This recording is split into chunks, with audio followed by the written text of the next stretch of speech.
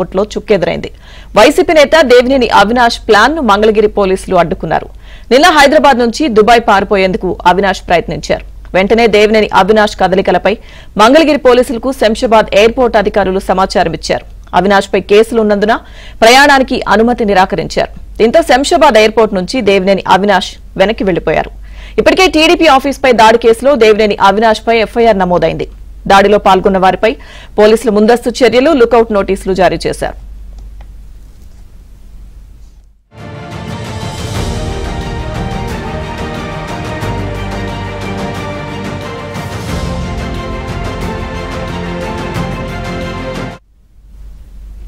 దేవినేని అవినాష్ వ్యవహారానికి సంబంధించిన పూర్తి అప్డేట్స్ మా క్రైమ్ కరెస్పాండెంట్ ప్రవీణ్ అడిగి తెలుసుకుందాం.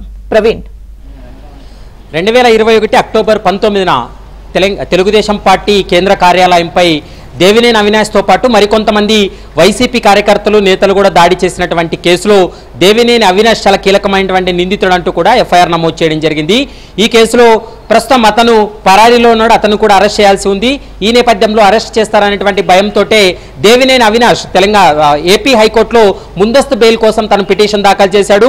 ముందస్తు బెయిల్ పిటిషన్ పైన వాదనలు విన్నటువంటి కోర్టు తదుపరి ఆదేశాలు వచ్చేంత వరకు ఎలాంటి చర్యలు తీసుకోవద్దంటూ కూడా ఏపీ పోలీసులకు ఏపీ హైకోర్టు ఆదేశాలు ఇచ్చినటువంటి నేపథ్యంలో దానిని ఉపయోగించుకొని ఎలాగైనా కానీ విదేశాలకు వెళ్లిపోవాలనేటువంటి ప్రయత్నం దేవినేని అవినాష్ చేశాడు.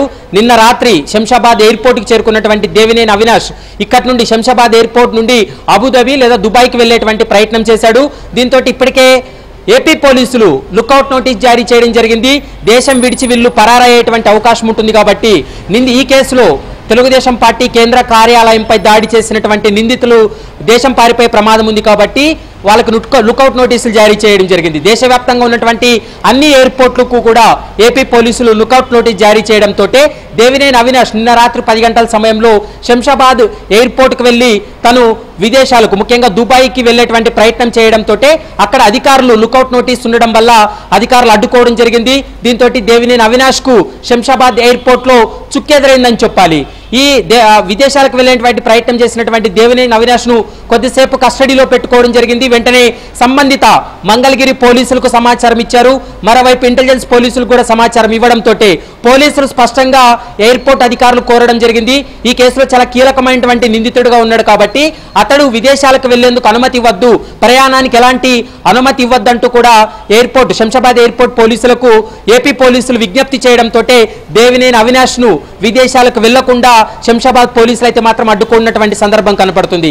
మిగిలినటువంటి కేసెస్ లో అంటే ఎలాంటి కోర్టు ఆదేశాలు లేకపోతే కినా ఇలాంటి లుకౌట్ నోటీసులు ఉన్నటువంటి సమయంలో ఎవరైనా కూడా విదేశాలకు పారిపోయేటువంటి ప్రయత్నం చేస్తే అక్కడ ఉన్నటువంటి పోలీసులు కావచ్చు, అక్కడ ఉన్నటువంటి అధికారులు కావచ్చు, సిఐఎస్ఎఫ్ అధికారులు ఖచ్చితంగా వాళ్ళని కస్టడీలో పెట్టుకొని సంబంధిత పోలీసులకు అప్పగిస్తారు. కానీ దేవినేని అవినాష్ వ్యవహారంలో అయితే మాత్రం హైకోర్టు స్పష్టమైనటువంటి ఆదేశాలు ఉన్నాయి కాబట్టి దేవినేని అవినాష్ ను ఎలాంటి అదుపులోకి తీసుకోకుండా తనని విదేశాలకు వెళ్లకుండా తిరిగి పంపించడం జరిగింది. ప్రస్తుతం దేవినేని అవినాష్ తను విజయవాడలో ఉన్నట్లు మనకు సమాచారం అందుతుంది. ఒకవేళ హైకోర్టు ముందస్తు బెయిల్గిన ఒకవేళ ఇవ్వకపోతే మాత్రం దేవినేని అవినాష్ ను ఖచ్చితంగా అరెస్ట్ చేసి రిమాండ్కి తరలించేటువంటి అవకాశం ఉంటుంది. ఎందుకంటే గత ప్రభుత్వంలో టీడీపీ పార్టీ కార్యాలయంపై దాడి కేసులో అప్పటి ప్రభుత్వం చర్యలు తీసుకోకపోవడంతో నూతనంగా ఏర్పడినటువంటి టీడీపీ ప్రభుత్వం కేసును రీఓపెన్ చేసిన తర్వాత ఒక సీనియర్ ఐపీఎస్ అధికారి ఈ కేసు ఇన్వెస్టిగేషన్ కొనసాగిస్తున్నటువంటి సమయంలో చాలా కీలకమైనటువంటి అంశాలు బయటపడడం జరిగింది.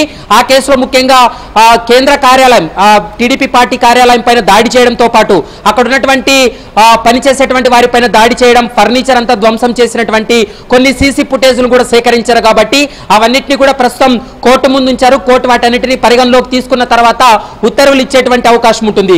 ఈ లోపే దేవినేని అవినాష్ విదేశాలకు పారిపోయేటువంటి ప్రయత్నం చేశాడు.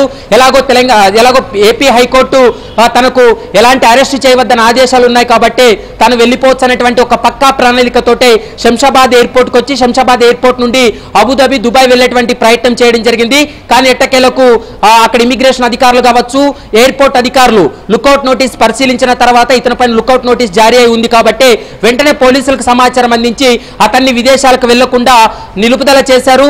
దీంతో దేవినేని అవినాష్ తిరిగి వెనక్కి వెళ్లిపోయినటువంటి సందర్భం కూడా కనపడుతుంది. కాబట్టి ఏపీ హైకోర్టు ఇచ్చేటువంటి ఆదేశాలతోటి దేవినేని అవినాష్ తో పాటు మరికొంతమంది వైసీపీ నేతలు కార్యకర్తల యొక్క పాత్రకు సంబంధించి కూడా పోలీసులు కీలకమైనటువంటి ఆధారాలు సేకరించారు. కాబట్టి ఆ ఆధారాన్ని కోర్టు ముందు ఉంచిన తర్వాత చర్యలకు పూనుకునేటువంటి అవకాశం అయితే స్పష్టంగా కనపడుతుంది. లక్ష్మీ దుర్గా.